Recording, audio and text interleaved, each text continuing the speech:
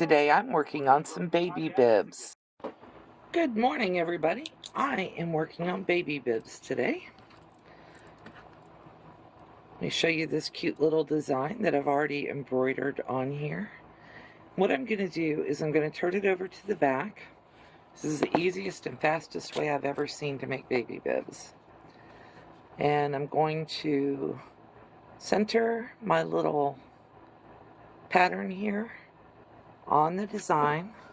And then I'm going to use a friction pen to just trace around my pattern. My pattern is made from a cutting board that I purchased at Dollar Tree. And literally I'm just tracing around it.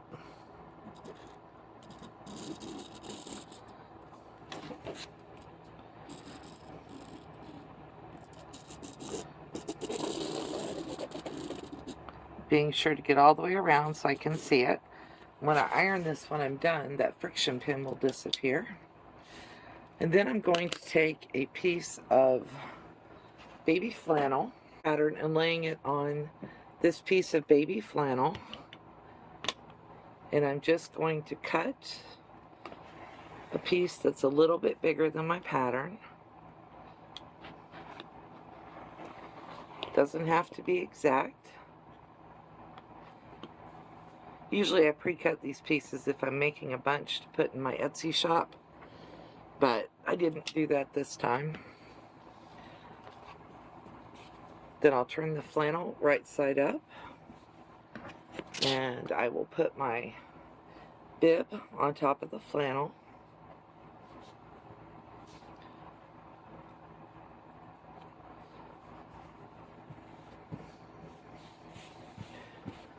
I'm going to put a couple of pins in this, or a couple of clips around the edge, and then I'm going to go over to my sewing machine and I'm just going to sew all the way around this, leaving an opening on the side so I can turn it out.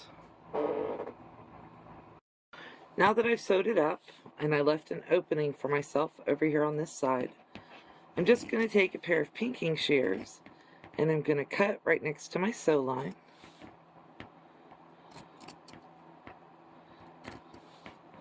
I just leave it laying flat on the table.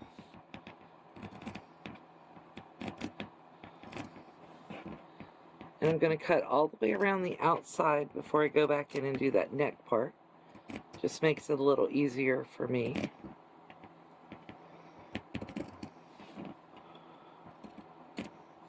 These pinking shears probably need to be sharpened. They were my grandmother's, I believe, or my mom's. I have both, and they're both identical.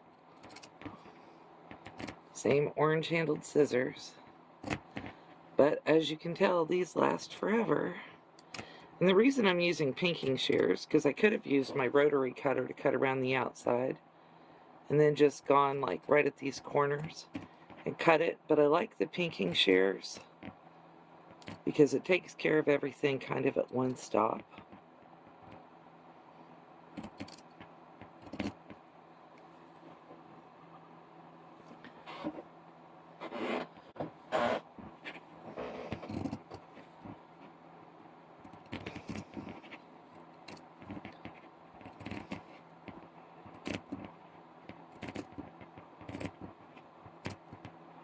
And I'm not going to cut off the area right around here where the opening is.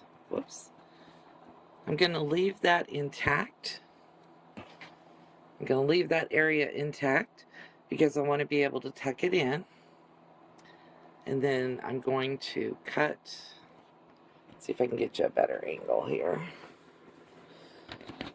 I'm going to cut around the neck part of the bib with my pinking shears.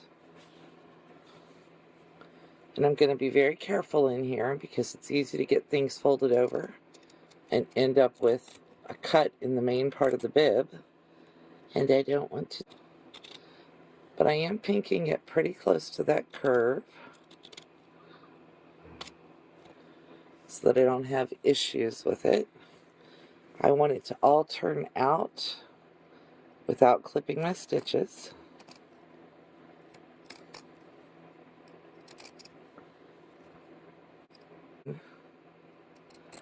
a little easier. Okay, so now that we've gone all the way around, we're going to turn our bib right side out. I backspaced at both parts of the opening to make sure I wouldn't have issues with turning this out. And I'm going to do this with my finger and my bib out. And what I've done is I am going to stick my purple thing up in there to finish turning that out.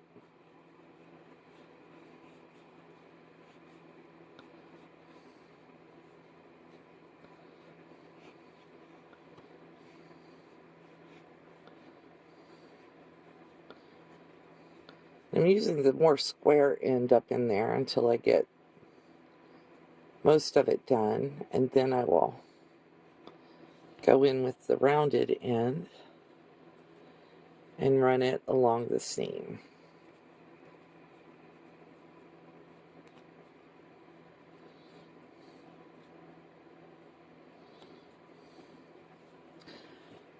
We'll turn out the other side just like that, and then the rest of the bib, and I'll bring you back when I have it turned out.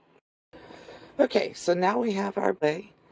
The last thing I'm doing here is I'm going ahead and pushing all of the seams out. I want it to lay so that the green is underneath, and so it's not really showing from the front. So what I'm doing is I'm just pushing it all out. I'm going to take it over to my sewing machine, and I'm going to put a little decorative stitch around the edge, I think. My machine's got quite a few different decorative stitches.